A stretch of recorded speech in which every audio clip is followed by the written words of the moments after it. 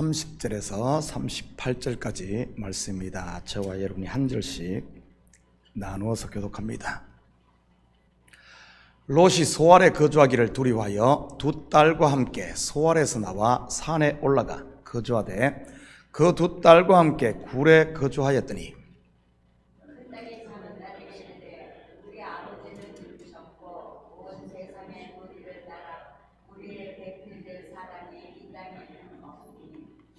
우리가 우리 아버지에게 술을 마시게 하고 동침하여 우리 아버지로 말미암아 후손을 이어가자 하고 그 밤에 그들이 아버지에게 술을 마시게 하고 큰 딸이 들어가서 그 아버지와 동침합니다.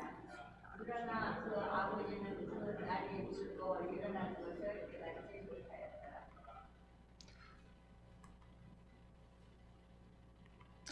이튿날 큰딸이 작은 딸에게 이르되 어젯밤에는 내가 우리 아버지와 동침하였으니 오늘 밤에도 우리가 아버지에게 술을 마시게 하고 네가 들어가 동침하고 우리가 아버지로 말미암아 후손을 이어가자 하고 그 밤에도 그들이 아버지에게 술을 마시게 하고 작은 딸이 일어나 아버지와 동침합니다. 그러나 아버지는 그 딸이 죽고 일어난 것을 깨닫지 못하였더라. 롯의 두 딸이 아버지로 말미암아 임신하고 큰 딸은 아들을 낳아 이름을 모하기라 하였으니 오늘날 모하게 되었으며 같이 읽겠습니다. 작은 딸도 아들을 낳아 이름을 베남미라 하였으니 오늘날 암몬 자손의 조상이었더라. 아멘. 좋은 아침입니다. 오늘 본문을 겉으로만 보면 마치 막장 드라마의 이 끝판왕처럼 보입니다. 딸들이 아버지에게 술을 먹여 근친상간을 하니 말이지요. 그것도 언니와 딸이 작당을 하고 말입니다. 그런데 이러한 사실을 아버지가 모른다? 이게 말이 되는 말입니까? 얼마나 술을 많이 마셨으면 딸들과 잠자리를 한 것도 모르겠습니까? 그것도 한 딸도 아닌 두 딸과 말이지요. 그리고 왜 성경은 이러한 지저분한 이야기를 기록한 것이겠습니까? 오늘은 이 19금 이야기 속에 담긴 이 구속사적 의미, 이 복음을 한번 살펴보도록 하겠습니다. 30절입니다.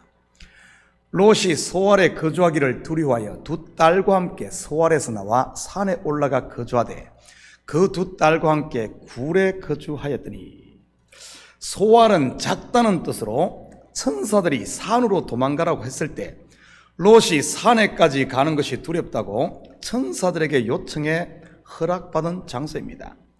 롯에게 있어 이곳은 도피성이요, 영적으로 보면 예수 그리스도라고 했습니다. 사실 소알은 최종 목적지가 아닌 잠시 머물 일종의 징검다리인 것이지요. 도피성이 그런 곳 아닙니까? 실수로 사람을 죽인 사람이 피해 보복자를 피해 잠시 몸을 피했던 곳 말이지. 그런데 그렇게 피한 도피성이 그 사람이 영구히 거기에 살던가요? 아닙니다. 당대의 대제사장이 죽으면 자기가 나온 본 고향으로 돌아가게 되는 것입니다. 마찬가지로 롯이 가야 할 곳은 산입니다. 물론 성경에서 산은 하나님이 계신 성전을 말하는 것이고요. 롯이 소알에서 나와 산으로 올라갑니다. 그런데 그가 거주한 장소가 어디입니까? 굴입니다. 여러분은 굴 하면 어떤 느낌이 듭니까? 좀 거시기 하지 않습니까? 물론 겉으로만 보면 소돔에서 도망하느라 가져온 세간살이가 없어 굴에 거한 것으로 이해할 수도 있겠지만 말이지, 그에 비해 아브라함이 거한 곳은 어디죠? 상수리 나무 아래 장막입니다. 홍수 후에 방주에서 나온 노아가 머문 곳은요, 그 또한 장막입니다. 그런데 롯은 장막이 아닌 굴에 머물렀네요. 그렇다면 이 굴이 의미하는 바가 무엇이겠습니까? 마가복음 11장 7절입니다. 이에 가르쳐 이르시되 기록된 바 내 집은 만민이 기도하는 집이라 칭함을 받으리라고 하지 아니하였느냐? 너희는 강도의 소굴을 만들었도다 하시매. 예전 번역에서는 이 강도의 소굴을 강도의 구렬이라고 번역을 했습니다. 바리새인들과 서기관들 즉 율법주의자들이 하나님의 집을 굴로 만들어 버렸다는 그런 말이지요. 하늘의 문이 열려 하나님을 만나야 할 성전이 굴이 되어 하나님과의 길이 막혔다는 그런 의미 아니겠습니까? 즉 만민이 기도하는 내 집은 참 성전을, 소굴은 율법 성전을 일컫는 말인 것입니다. 그리고 당시 이스라엘에서 굴은 주로 무덤으로 사용되었습니다. 아브라함이 그의 아내 사라를 장사한 곳도 막벨라 굴이었지 않습니까? 정리하면 상수리 나무 아래의 장막은 하늘로 연결된 성전을 상징하는 반면 굴은 사람을 가두는 무덤을 상징하는 것입니다. 롯이 산에 오르기는 했으나 여전히 영생에 이르지 못하는 율법 아래 있었다는 그런 말입니다. 아직도 굴적 무덤에 계신 분이 계시다면 이제는 하나님의 음성을 듣고 무덤 문을 열고 나올 때인 것입니다. 나사로야 나오너라는 예수님의 음성을 듣고 말이지. 31절 32절입니다. 큰 딸이 작은 딸에게 이르되 우리 아버지는 늙으셨고 온 세상의 도리를 따라 우리의 배필될 사람이 이 땅에는 없으니 우리가 우리 아버지에게 술을 마시게 하고 동침하여 우리 아버지로 말미암아 후손을 이어가자 하고. 우리 아버지는 늙으셨고, 아브라함이 이삭을 낳은 나이가 얼마였죠? 100세, 늙은 나이지요. 조카 롯은 아브라함에게 있어 아들뻘 되는 사람이니 아직 아브라함이 100세 되는 그 나이 때거든요. 이 사건이 일어난 때가. 그러니 이 조카 롯은 대충 나이를 우리가 짐작해 볼 수 있습니다. 아브라함에 비해 아들뻘 되는 나이니 아브라함에 비하면 한참 젊은 것이지요. 우리의 배필될 사람이 이 땅에는 없으니 무슨 말입니까? 아들을 낳을 수 없다는 그런 말입니다. 그러면 어떻게 해야 합니까? 아브라함의 경우를 보면 말이지요. 아브라함은 자기가 아들을 낳을 수 없는 99세 그리고 할례를 받고 사라의 태가 다쳤을 때 그는 하나님이 아들을 준다 그러니까 비웃었습니다. 100세 된 사람이 어찌 자식을 낳을까? 사라는 90세니 어찌 출산하리요? 다시 말해 이 비웃었다는 말은 나는 할 수 없습니다. 나에게는 소망이 없습니다. 나는 죄인입니다 하는 이런 고백입니다. 그리고 아브라함은 어떻습니까? 자기가 할 수 없음을 안 그때 하나님께 맡기고 기다렸지요. 그럴 때 어떤 일이 일어납니까? 비웃음이 웃음으로 바뀌며 웃음이라는 이름의 이삭, 약속의 자녀를 받지 않습니까? 그런데 롯의 두 딸은 어떻게 하죠? 자기가 할 수 없음을 알았을 때 어떻게 합니까? 33절입니다. 그 밤에 그들이 아버지에게 술을 마시게 하고 큰 딸이 들어가서 그 아버지와 동침하니라. 그러나 그 아버지는 그 딸이 눕고 일어나는 것을 깨닫지 못하였더라. 술을 마시게 하고, 이 말은 단순히 술 마시면 죄다를 말하거나 술 취하면 실수할 수 있으니 술 마시지 말라는 그런 말이 아닙니다.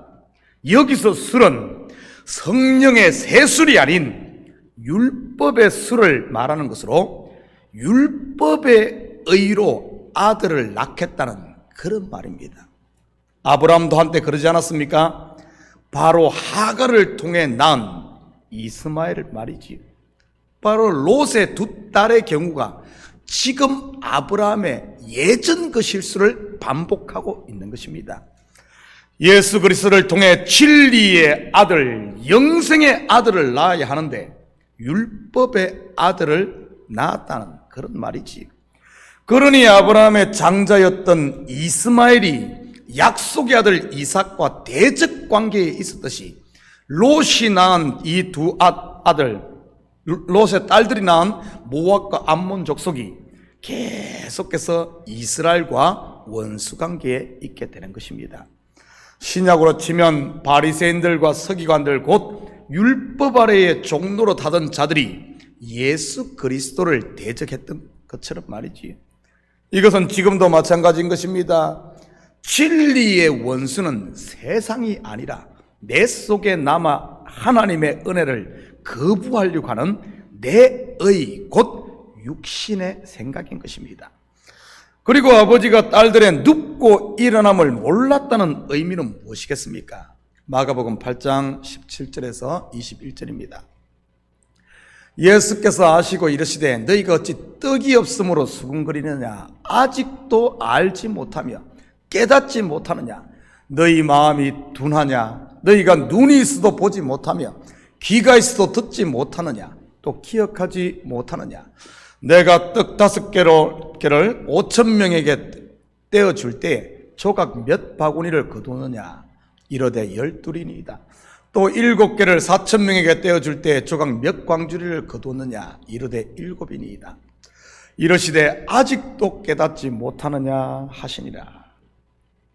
제자들을 향한 예수님의 이 책망은 율법의 눈이 가려서 진리를 보지 못하는 것을 책망하는 그런 내용입니다.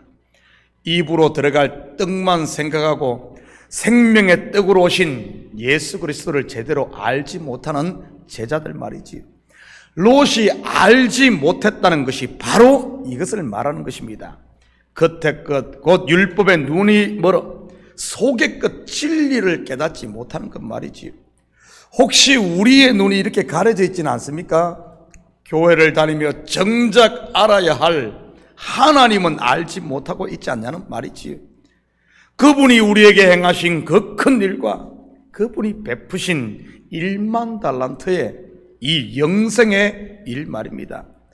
죽도록 일하고 헌금하고 예배를 드리는데 그분의 사랑을 모르고 자기 자신에 갇혀 복하며 이 땅에서의 출세만을 쫓고 자기 만족만을 쫓고 있다면 말이지. 참된 신앙은 나를 기쁘게 하는 것이 아니라 하나님을 기쁘시게 하는 것입니다. 왜냐하면 그분의 기쁨이 곧 나의 기쁨이요, 그것이 나를 자유케 하고 영생케 하는 것이니까요.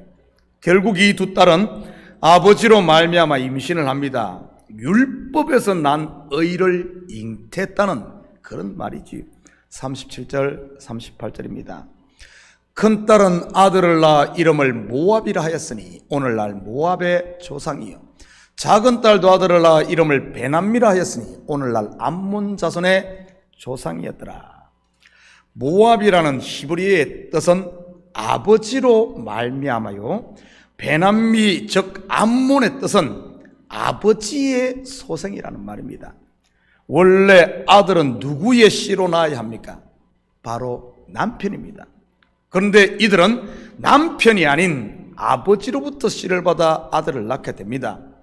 참 남편이 아닌 거짓 남편이라는 그런 말이지요. 신약에 보면은 수가성 여인이 그러지 않았습니까? 지금까지 65 남편이 있었고 지금 살고 있는 남편도 참 남편이 아닌 거짓 남편과 살고 있던 바로 6명의 남편은 율법의 남편을 이야기하는 것 아닙니까? 그리고 예수님 7번째 남편, 참 남편을 만나게 되는 것이고요. 이것은 구속 역사에서 무엇을 말하는 것입니까? 율법은 우리의 참 남편이 될 수 없다는 그런 말입니다. 참된 안식처는 율법으로 되는 것이 아니라 예수 그리스도로, 은혜로 우리가 안식에 들어가는 것을 말하죠. 그래서 율법에서 난 자기의는 결국 하나님의 은혜를 거부하는 하나님의 대적 원수가 되는 것이고요. 알고 보면 예수님 당시에 바리새인들과 서기관들이 전부 이 롯의 아들, 바로 롯의 딸들이 낳은 아들 암몬과 모압이었던 것입니다. 그러니 하나님의 아들이신 예수 그리스도를 십자가에 못 박게 내어주었던 것이고요. 혹시 내 속에 이런 모압과 암몬은 없습니까? 입만 열면 자기 자랑이 나오고 틈만 나면 자기가 머리가 되려고 하는 이런 것들 말이지요. 그것이 바로 성경에서 말하는 음행이요, 오늘 본문에서 말하는 근친상간인 것입니다. 언제까지 우리가 자기라는 굴속에 갇혀 율법의 술에 취해 모압과 암몬만 낳고 있을 수 있겠습니까? 이제는 자다가 깨어 성령의 술에 취해 성령의 열매, 그리스도의 아들의 열매를 낳아야 될 줄 믿습니다. 사랑하는 성도 여러분, 오늘 하루도 믿음의 주요 온전케 하시는 예수만 바라보시면서 나라는 육신의 생각에 매여 종노릇만 하지 마시고 은혜 아래 거함으로 그리스도와 더불어 왕노릇하며 사는 이런 복된 하루가 되시기를 예수님의 이름으로 축복합니다. 같이 기도하십시다.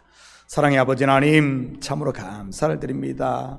우리를 율법 아래, 사망 아래, 심판 아래 두지 아니하고 주께서 친히 능력의 손으로 우리를 불러내시고 끌어내셔서 은혜 아래 가게 하심을 참으로 감사를 드립니다.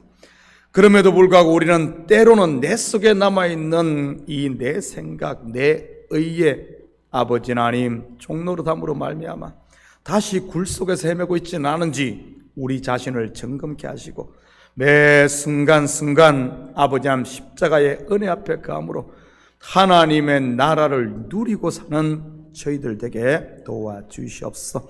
그래야 우리 마음에 평강이 있고 자유가 있고 감사가 있고 아버지 하나님 주님의 사랑이 가득 차 그 사랑을 이웃과 삶에 흘려보내며 사는 이 시대 복음의 빚진 자로 삶으로 말미암아 우리를 통해 그리스도의 향기가 나고 하나님의 빛이 세상 가운데 비치게 도와주시옵소서. 감사드리며 예수님의 이름으로 기도드립니다. 아멘.